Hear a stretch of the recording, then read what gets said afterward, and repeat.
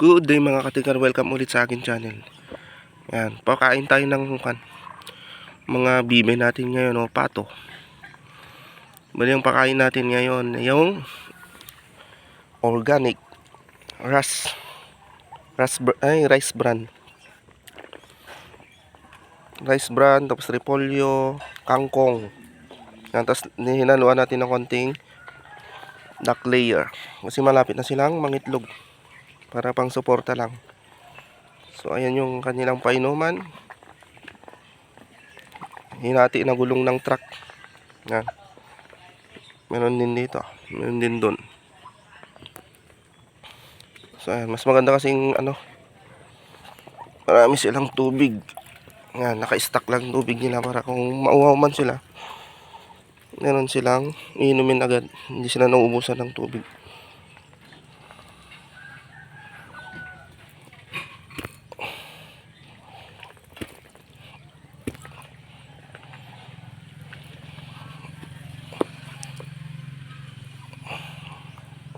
Natin may pesto to, pesto lang natin.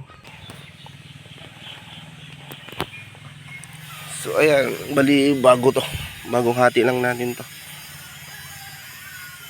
Ayan, para marami silang inuman.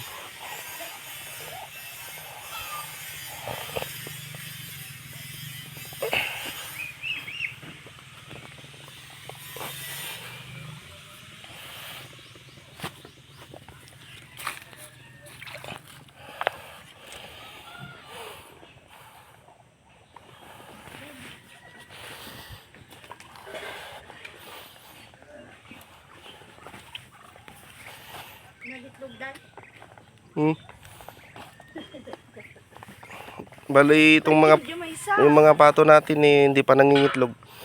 Kasi nabili lang natin kasi ito na mga dumalaga pa lang sila. Tapos meron tayong 3 barako. Bali ang kuwan natin diyan mas maganda is 5:1. Yan. Isang barako, 5 inahin. Para sure ball o mas maganda o makasta niya yung mga babae. Siguradong lahat makakasta. Yan.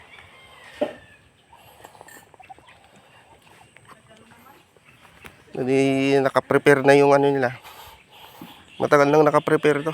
Yung pinapaitlogan nila. So ayan. Main nila. Pasisilipin natin yung design ng ating paitlogan. So ayan.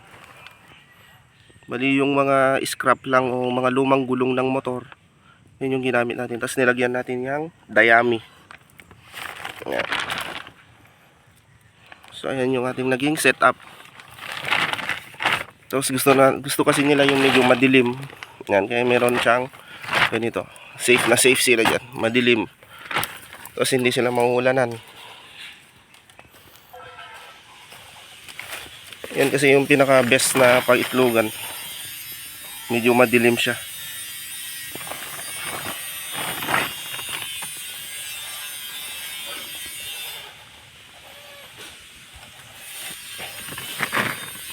Yan. Kaya linagyan natin ng ng mga sanga-sanga ng mga kawayan is para hindi direktang makapunta yung mga tulad ng aso para kainin yung itlog. Kahit pa paano meron siyang harang, hindi kagad makakapunta yung aso o parang maiirita siya na puntahan. Yan. Parang kuwan niya lang yan. Konting harang lang para hindi masyadong expose yung ating paitlogan. Yan.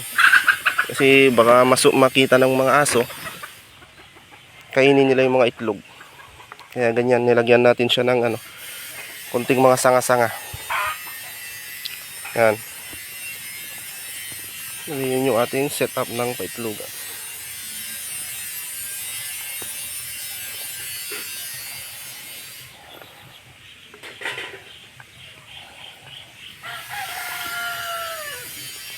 Yan, bali ganito ang mga pinapakain ko. Organic lang siya, pinaganong organic. Minsan pure organic, pero pag medyo malapit na sila mangitlog, hinaluan ko na siya ng ano, duck layer. Tapos hinaluan ko rin siya ng ano, egg 1000. Yan, para maganda-ganda yung kanilang pangingitlog. Kasi handang-handa ng mangitlog to mga to. Malapit-lapit na.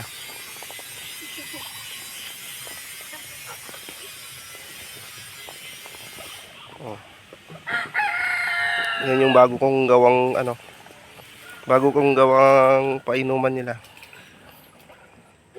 4 sana yan, di ba? 1, 2.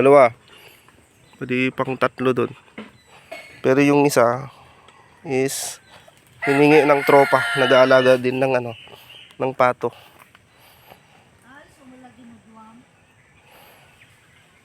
Mali, binenta ko sa kanya yung kalahati.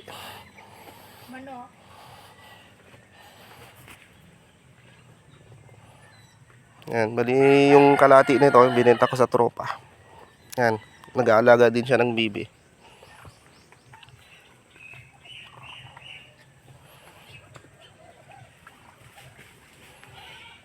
So yan, bali maganda kasi mag-alaga ng pato kasi ano, hindi sila masyadong sakitin o matitibay yung resistensya nila. Bali dito sa amin medyo ano, may sakit ang mga manok. Meron nang namatay na 2 native. Pero ang pato hindi basta-basta naapektuhan sa mga ano, peste. Matibay-tibay sila sa ano, sa mga sakit. Kaya maganda-ganda rin. Maganda-ganda mag-alaga ng pato. Bali ang bentahan ng pato sa amin dito is nasa ano na, pinakamahal is 250 per kilo live weight.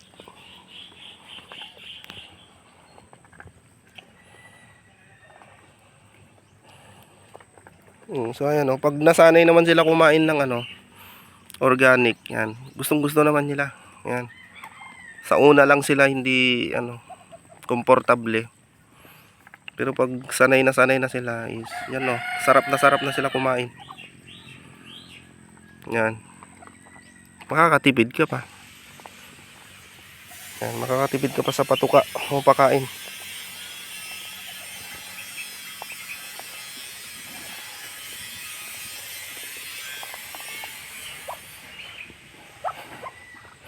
So ayan, ito yung kan natin. Bali ito hindi na pala to gripo. Bali wala kaming gripo dito. Pero ito hindi galing sa gripo yan. Yan, galing lang yan sa baldi na ginargahan ng tubig. Meron akong mini submersible pump.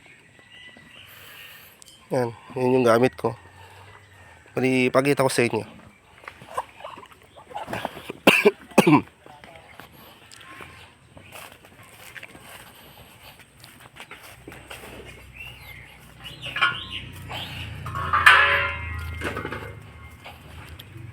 So ito yung mini submersible pump natin. Yan, nabili natin online. Uy. Yan. Bali kanto, solar ang nagpapagana dito. 12 volts. So ayan, tapos kinakargahan lang natin. Solar din nagpapagana dito. Ayan, solar din.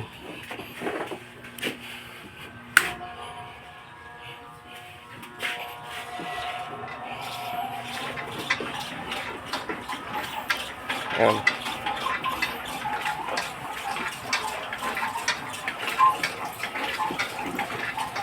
Jadi dyan yung gagaling yung tubig natin sa ating patuhan.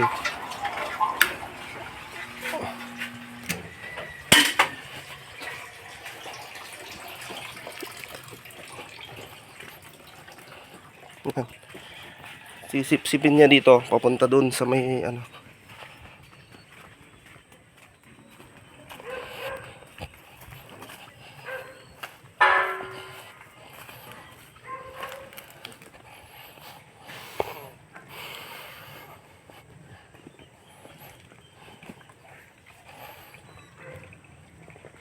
So ayan, no.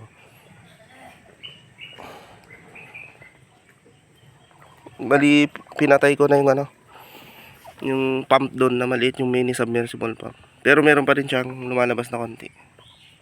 Pero wala nang power na, ginagamit yan. Naka-off na siya. Pero meron pa rin siyang ano, lumalabas. Paunti-unti. Para nire-refilleran niya pa rin tong gulong. Papatak-patak.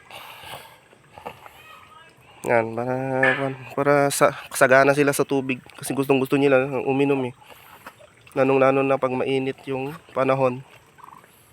Yan, gustong-gusto nila uminom. Kaya ni-stackan natin sila ng maraming tubig. Yan. Para kahit saan sila pumunta may tubig sila. Pag sobrang init na to, gagawa tayo ng swimming pool nila doon. Yan.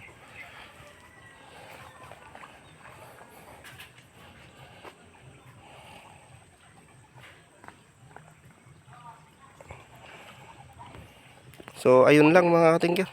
I-update ko na lang kayo sa ating journey o pag-aalaga ng ating mga pato. Yan. Sa mga hilig mag-alaga dyan ng pato. So ayan. Thank you.